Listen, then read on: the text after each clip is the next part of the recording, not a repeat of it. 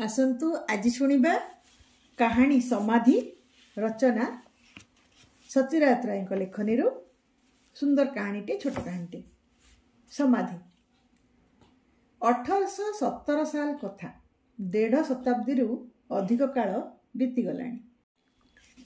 खोर्धार जितेबाला पाइक विद्रोह आरंभ हो जाए विद्रोह करी घोमुसर प्राय 400 कंध धनुषर खंडा तरबारी नहीं खोर्धारे पहुंचाती।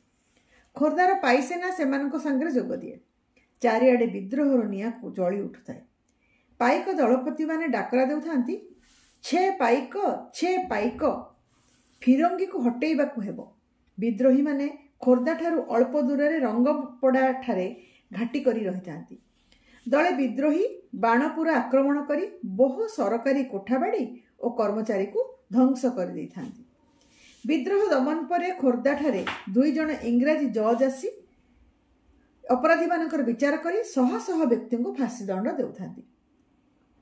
आखपाख बड़ बड़ गछ मानकर विद्रोही मानक लटकाई दे फांसी दिया जाउथाय। अन्य आडू इंग्राजी पलटन खोर्धा छुटी थांती। एणे बरुणाई घाटी रक्तरंजित। फिरिंगी और पाइकसेना एवं कंध कोल्ह शबर समस्त रक्तधार मिसी एक रक्त गंगा सृष्टि करता। खोर्धार राजा जे कि ओडिशार गजपति महाराजा विद्रोह जोग देइथांती। खोर्धागढ़ उपरे विदेशी तोप गोलामाड़ करथांती। गड़ पाचेरी बहु जगह कमाण गोलारे भांगी पड़िबार उपक्रम हेलाणी। सेदिन इंग्राजी और पाइकसेना मध्य चली था प्रबल लड़ी। इंग्राजी बाहिनीर सेनापति मेजर रिचार्डसन एवं विद्रोही बाहिनीर सेनापति छुआल सिंह युद्ध परिचालना करथांती। दुई पक्षर बहु सैन्य मृताहत हेला परे रिचार्डसन एवं छुआल सिंह परस्पर मुहांमुही होई लड़ाई कर चलते। छुआल सिंह उन्मुक्त तरबारी रिचार्डसन को बक्षविद्ध करिछि। से घोड़ार खसी पड़ा आगु छुआल सिंह को मरण आघात देवा भूली नाहांती। उभय तले पड़ी परस्पर को एक लय चाहि रही। प्रथम रिचार्डसन क्षीण कंठरे कहिले, मरिबा आगु मु ओडिया पाइकर वीरत्व देखिगली। यह मोर परम सौभाग्य। मु तुमको सैल्यूट करुछि पाइक। छुआल सिंहंकर जीवन दीप लिभि आसुछि। से मध्य ततोधिक क्षीण कंठरे कहिले, मु मध्य तुमको नमस्कार करुछि वीर इंग्राजी। तमे तम देश पई लढुछ। तमे राजा को आदेश पालन करिछ। तमर किछि दोष नहीं। रिचार्डसन कहले, तमे युद्ध भूमि रे प्राणबली देइछ तम देशर स्वाधीनता रक्षा पई। एहा ठारू बली महान मृत्यु जने सैनिक पक्षरे कौन हो पारे। उभय उभयंकर करमर्दन पाई निज निजर डाहाण हाथ बढ़ाई देले। मात्र रक्तस्राव एवं अत्यधिक दुर्बलता जोगु दुहींक हाथ अबस अचल। काहारी हाथ काहा हाथ को स्पर्श करि पारला नहीं। उभय को सही पड़ियार टिके दूर समाधि दिगला। रिचार्डसन को महासमारोह रे यूनियन जैक रे घोड़े समाधि दिगला। किछि दिन उत्तारु ता उपरे गढ़ी उठिला एक समुच्च स्मृतिस्तंभ, जहा बहु दूर मध्य देखा जिवो। छुआल सिंह समाधि रचित है सेठू अल्प दूर रे तांको चिताभस्म उपरे। समाधिटी छोटिया। रिचार्डसन समाधिर अधे उच्च हेबो। शुभ्र चंद्रालोक दुईटी जाक श्वेत स्तंभ जेपरी परस्पर को देखि हसी उठती एवं करवर्धन करने हस्त प्रसारण करती, किंतु केही कहा निकट रे पहुंची पारती नहीं। गोटे हाथ रही जाए अनेक तले, अन्यटी खूब उपरे। यह परे 150 शताब्दी बीती जाइछि। समय समाधि देला बेले रिचार्डसन को सामरिक पोशाक ही समाधि दि जाइथिला। घन घन तोपध्वनि मध्य कफिन को माटी तले रखी दि जाइथिला। तांको पॉकेट घड़ीटी मध्य तांको छाती पॉकेट रे सेही परिथिला। समस्ते देखिले सेतेबेले बाजिथिला दिन 12टा।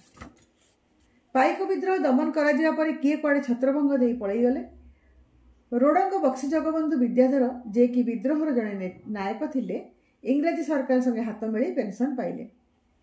तांको जमीदारी ईस्ट इंडिया कंपानीर जड़े बंगाली कर्मचारी कलिकता नीलाम रे नहीं जिवारु से विद्रोह जोग देइथियो बोली लोके कुहाकुही हुंती।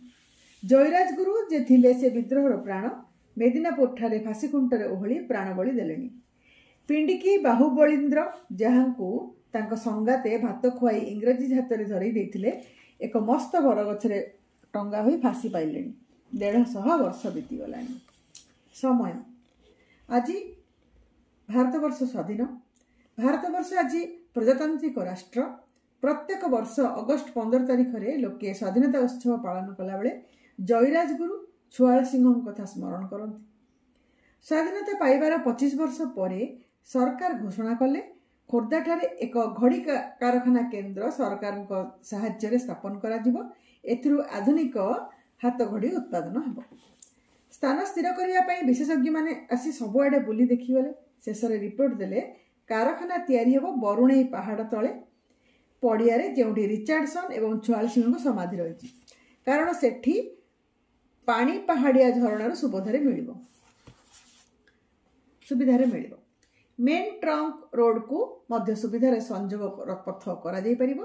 एहा द्वारा कारखानार उत्पादन सहजरे रेल स्टेशन को पठा जाई परिबो एवं उपकरण मान मध्य रेल पथरे अणा जाई परिबो। विशेषज्ञ मानकर ए अकाट्य जुक्ति सरकार मानि नेले। छुआल सिंह दायद माने आपत्ति उठेले। एठार तांको पूर्वपुरुषंकर पवित्र समाजपीठ रही। से मध्य ओडिशार प्रथम स्वाधीनता संग्रामर जड़े वीर शहीद तांको समाधि को सेठार उठा जाई न पारे। ए विषय गोटे दुटा साधारण सभा करी प्रस्ताव पास करे कर्तृपक्ष को पठागला, मात्र विशेष किछि फल हैला नै। छुआल सिंह वंशधर मानक समाधि स्थान विनिमय 100 टंका क्षतिपूरण दिया जियो बोली सरकार घोषणा कले। तापर सब आंदोलन चुप हो गला। वंशधर माने एकर नाम दस्तखत करनेले। समाधि दुईटी को नष्ट न करी कारखाना परिसर बाहर को अध माइल घुंचाई नेबा स्थिर कला। रिचार्डसन कफिन को एवं छुआल सिंह भस्मधारा को तंबापात्र को सेठार उठाई नहीं अन्यत्र प्रति तापरे स्तुति स्तंभ मान निर्माण करा जियो बोली स्थिर हैला। आहरी मध्य स्थिर हैला जे उभयंकर स्तंभर उच्चता हेबो समान। से दिन घंटा कारखाना भित्तिप्रस्तर बा शिलान्यास करा जियो बोली एक उत्सवर आयोजन होइथाय। निजे मुख्यमंत्री शिलान्यास करिवे। मुख्यमंत्री आसिले शिलान्यास कले। वेदपाठ पर घड़ी कारखाना शुभ दिगला। एमएलए और स्थानीय भद्रलोक सभारे भाषण देले। एहा द्वारा स्थानीय बेकारी समस्या दूर हो जिवो बोली आशावाणी शुणाइले। मुख्यमंत्री खोर्धार गौरवमय इतिहास एवं पाइक विद्रोहर महत्व बुझाई ओजस्विनी भाषा वक्तृता देले। एहार 2 वर्ष पर कारखाना चालू हैला। हाथ घड़ी उत्पादन आरंभ हैला। घड़ी उत्पादन रे उद्घाटन उत्सव महासमारोह सहित पालित हैला। एही उद्घाटन उत्सव रे पुरोधा रूपे जोग दैथांती केंद्र वाणिज्य मंत्री सरदार गुरुदयाल सिंह। मुख्यमंत्री और राज्यर शिक्षा मंत्री शिल्प मंत्री वरेण्य अतिथि रूपे जोग दैथांती। बालिका स्कूल रो छात्री माने वंदे उत्कल जननी प्रारंभिक संगीत गान कला परे मुख्यमंत्री को अनुरोध क्रमे केंद्र मंत्री प्रथम हाथ घड़ीटी को घन घन करताली मध्य उद्घाटन करिवे बोली ठिया हेले। मुख्यमंत्री से घड़ीटी को उपहार स्वरूप तांको हाथ रे पिंधेई देबे। मात्र ता पूर्व कारखानार जनरल मैनेजर मिस्टर रमण मूर्ति नुआ घड़ीटीर समय मिलाई देबाकू चाहिए। से निज हाथर घड़ी सहित नुआ घड़ीटीर समय मिलाइले। 12:15 होता। 155 वर्ष तले ठीक यही दिन रिचार्डसन एइटारे शेष निश्वास त्याग करथिले। तांको पकेट घड़ी समय उठिथिला 12:15। छुआल सिंह मध्य सेतिक बेले मरशरीर छाड़ी अमरधाम को यात्रा करथिले। समय आपण माने सुनथिले सच्चिदानंद राउतरायकर कहानी। या पर आमे आरंभ करिवा श्रीजुक्त सुरेंद्र महांतींकर कहानी। मो सहित जोड़ी होई रुहंतु। चैनल को सब्सक्राइब करंतु, लाइक करंतु, शेयर करंतु। धन्यवाद।